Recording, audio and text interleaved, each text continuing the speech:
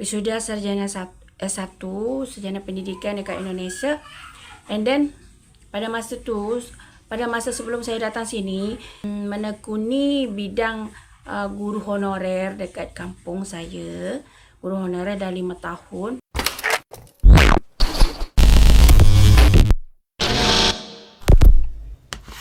Hai, halo geng, assalamualaikum warahmatullahi wabarakatuh. Berjumpa kembali dengan saya Zainal Satori.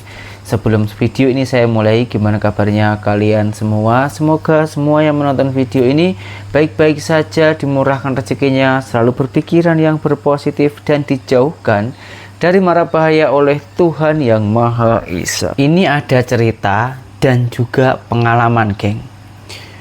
Cikgu Indonesia atau guru Indonesia, guru honorer, dia orang kawin dengan warga tempatan.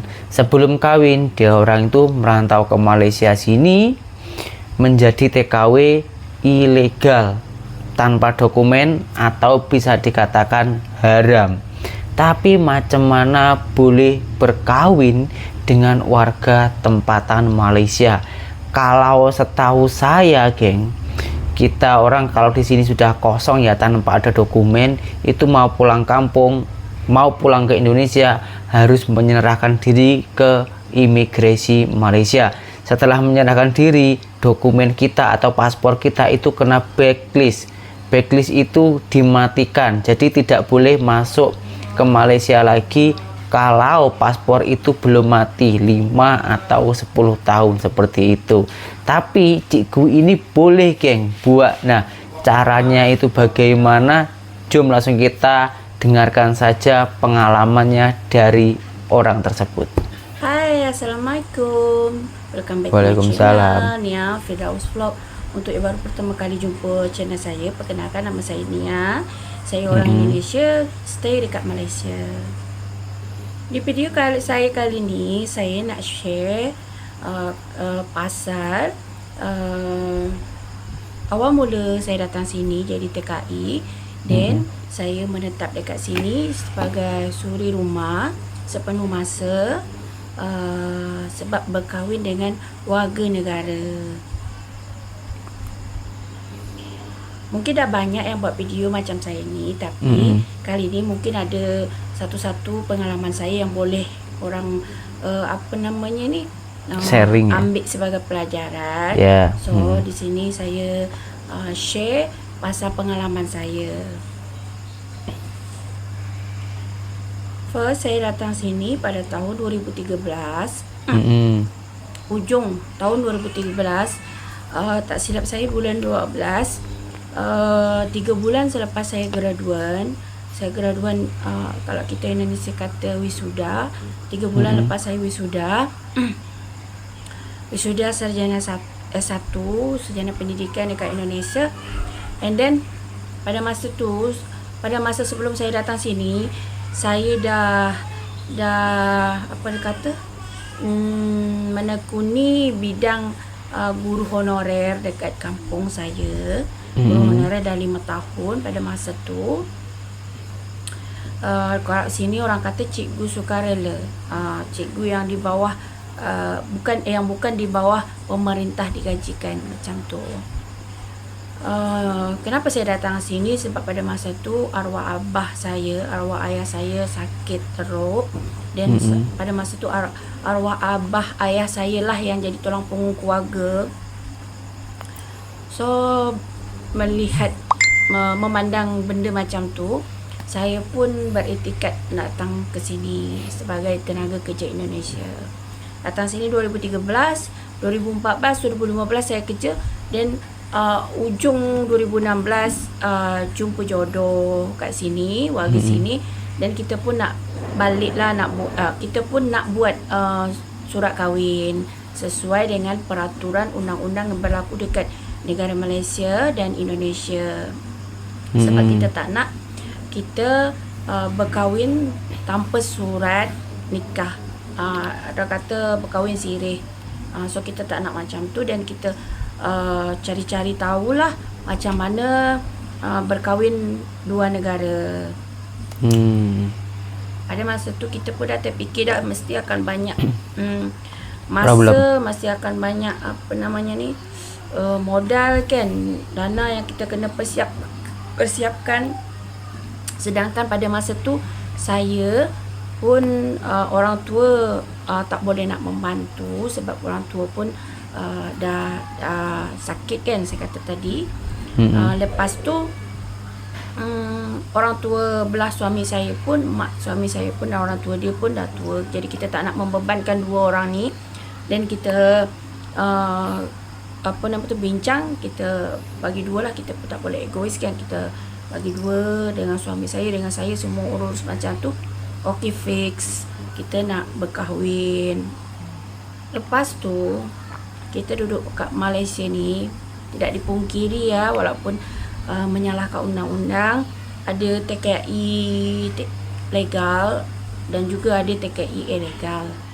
So untuk yang TKI legal nak berkahwin dengan warga negara, dia boleh end kontrak kan, dia boleh end kontrak. Lepas tu dia kena buatlah peraturan-peraturan, dia boleh balik Indonesia dengan mudah, dengan senangnya. Tapi macam mana dengan TKI yang ilegal, sebabkan dia tak ada dokumen, macam mana dia nak balik, macam mana dia nak urus semua tu. So kat sini saya nak bagi pengalaman titik beratkan kepada TKI ilegal lah untuk berkahwin kepada warga negara. So step yang pertama, kita yang TKI ilegal ni, kalau tak ada pasport, kita kena buat SPLP dekat Kedutaan Republik Indonesia. So lepas tu kita pergi dekat Jabatan Imigresen Malaysia. Pergi dekat sana ke Putrajaya, ke Kuala Lumpur. Kita pergi kat sana, kita serahkan diri kita. Serahkan diri bahawasanya saya nak balik Indonesia disebabkan saya nak mengurus dokumen saya menikah dengan warga negara Malaysia. Macam tu. Dan diorang akan selidik, cek apa-apa kesalahan yang kita buat. Apakah kita overstay dah berapa lama ke macam mana. Diorang nanti lepas 3 ke 4 hari macam tu, diorang akan bagi confirm dengan kita balik. Kita boleh untuk bayar compound untuk balik, berapa biaya dia tu, dana duit dia, diorang akan bagi tahu. Dan lepas kita bayar, kita pun bawa surat tu, kita dah boleh balik dekat Indonesia. So pada masa tu kita balik dululah, kita seorang dulu balik dekat Indonesia. Dekat Indonesia sana kita buatlah pasport baru yang sah. Okay. And then macam mana dengan suami kita, pasangan kita, calon pasangan kita dekat Malaysia, dia pun kena buatlah rentetan surat-surat menyurat tadi untuk izin berkahwin luar negara. Dia pergi dekat JAIS, Jabatan Agama Islam Selangor, ataupun dekat Kuala Lumpur.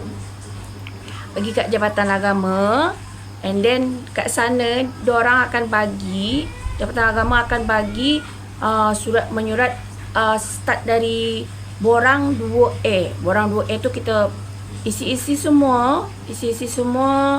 Lepas tu ada 2B, 3A, last 3B. 3B tu lah yang dinamakan dengan surat izin menikah luar negara. Dari 2A ke 3B tu, pasangan kita adalah banyak yang dia kena buat. Dia kena kursus kahwin, dia kena test HIV, lepas tu dia kena ada bawa saksi berdua. Lepas tu ada isi-isi lah dengan orang kata dekat Indonesia kata lurah ke apa macam tu, dekat tempat dia tu, dengan membawa macam tu, dah ada surat dari tu, apa-apalah. Nanti korang, kalau andai kata korang pergi sana, korang akan tahu apa step-step dia dari 2A ke 3B. Selepas tu dah siap 3B, suami kita pun kena buat pasport untuk balik ke Indonesia. Balik ke Indonesia, bawalah surat 3B tadi. Surat 3B tadi belum lagi boleh digunakan untuk berkahwin. Surat 3B tadi kita sahkan dulu atau kita copkan dulu di konsulat Malaysia yang ada dekat Jakarta atau Pekanbaru. Pada masa tu saya buat dekat husband saya buat dekat Pekanbaru sebab saya duduk di Jambi. Dia buat dekat Pekanbaru, then dah siap job, dia pun balik lah dekat Indonesia. Dan saya pun pada masa tu dah isi semua apa-apa yang KUA nak, detail-detail suami, isteri ke apa macam tu semua saya dah isi. Dan kita tinggal nak buat surat kahwin dengan membawa surat borang 3B tadi. Dengan borang 3B dengan surat dari KUA pun dah siap. Korang nak buat kenduri ke, korang nak apa ke, apa-apalah. Sampai kita pergi dekat KUA tu adalah step-step dia, nak sign lah apa segala macam. Dapatlah surat kahwin. Okay, dapat surat kahwin Indonesia. Dan suami pun kena balik ke Malaysia balik sebab nak urus apa-apa kan. Dan kita macam mana? Kita ni belum boleh masuk lagi sebab kita kan keluar bayar compound. Jadi kita dah kena blacklist. Jadi kita tak boleh balik. Nah, dekat sinilah beratnya sikit bagi TKI ilegal. Tapi sesuai apa namanya tu, bila kita yakin, doa dan usaha, insya-Allah semua akan berjalan dengan apa yang kita harapkan. Kita tinggal dekat Indonesia dan apa yang laki kita buat atau calon pasangan kita, suami kan dah menikah tadi. Suami kita ni buat dekat Malaysia, dia kena pergi dekat immigration balik kat Putrajaya, dia kena buat surat rayuan. Surat rayuan tu adalah bermakna berfungsi untuk merayu kepada immigration untuk boleh bawa kita masuk balik ke Indonesia, ke Malaysia, macam tu. Itulah guna surat rayuan tu. Tu pun belum tentu lulus pada masa tu. Dia akan semak dulu, semak. Andai kata kita ada rezeki, dia akan bagi cepat. Andai tak ada rezeki, kita akan buat rayuan kedua, macam tu. Tapi dia akan bagilah. Dekat situ je yang berat dia bagi kita. Kita belum boleh masuk secara bersamaan dengan suami kita. Even kita dah ada pasport baru, kita dah ada surat kahwin. So kenapa saya kata bahawasanya andai kata kita TKI ilegal, sebaiknya kita kena berkahwin dekat Indonesia. Sebab apa? Sebab bila kita berkahwin Indonesia, kita nak masuk sini balik, surat kahwin kita dah ada kat Indonesia kan. Lepas tu husband kita pun dah pernah balik Indonesia dan kita masuk sekali dengan dia, jadi kuatlah maknanya tu, kuat dukungan, husband kita ada, jadi sampai kita nak masuk ke dalam. Okey, dengan surat kahwin tu sekali. Kalau andai kata kita nak berkahwin sini, nanti kita nak masuk kan, cik saya nak masuk ni, saya nak berkahwin, tu susah. Lagipun yang kedua, kalau kita nak buat rayuan dekat Putrajaya, dia kata baru surat-surat tu dia belum yakin sangat. Bila kita dah keluar surat kahwin Indonesia, immigration pun yakin kat sana bahawasanya kita dah menikah dekat Indonesia, macam tu. Dan lepas tu husband kita pun bawa lah surat tu balik ke Indonesia. Dan kita balik lagi ke sini sama-sama dengan suami kita. Dekat situlah ada apa namanya tu, sokongan kita untuk masuk tu, surat rayuan tu dengan husband kita dan surat kahwin kita. Jadi immigration pun dia mempermudahkan kita untuk masuk. Okey. Lepas tu kita dah masuk sini, apa lagi yang kita nak buat? Step apa lagi kita nak buat? Kita kena pergi dekat Kedutaan Besar Republik Indonesia kita, Kedutaan Besar kita, KJRI. Lepas tu KBRI atau KJRI. Lepas tu kita kena sahkan surat kahwin kita Indonesia tu. Pada masa nak sahkan surat kahwin kita Indonesia tu, orang tahu tak, last saya tahun 2017, saya tu sahkan dekat sana je, tak ada pergi mana-mana. Kita cop dekat sana dah siap. Tapi 2 bulan ke 3 bulan selepas saya, ada kawan saya pun buat, diorang kena sahkan kepada, saya tak pasti, 4 kementerian yang ada dekat Jakarta. So alhamdulillah ya, saya pada masa tu tak buat macam tu. Dia boleh sahkan dekat sana je. Alhamdulillah sangat-sangat. Kalau tak banyak lagi dana saya nak persiapkan dengan husband saya nak pergi Jakarta, betul tak? Hotel lagi sana, makan lagi dekat sana. So kita kena pergi dekat Jakarta, dan kawan saya tu pun kena pergi dekat Jakarta, nak copkan 4 kementerian dekat Jakarta tu baru boleh disahkan oleh KBRI kita. So dia orang pergi Jakarta, dia pergi dekat situlah. Lepas pergi Jakarta dah dapat semua cop tu dekat surat kahwin kita tu, pergi dekat KBRI balik barulah dia sahkan kan? Alhamdulillah pada masa saya dulu tak tahulah macam mana KBRI ni, dia selalu update peraturan-peraturan dia kan. Kita pun kenalah patuhi apa-apa peraturan dia. So lepas tu dah siap tu, kita pergilah balik dekat Jabatan Agama.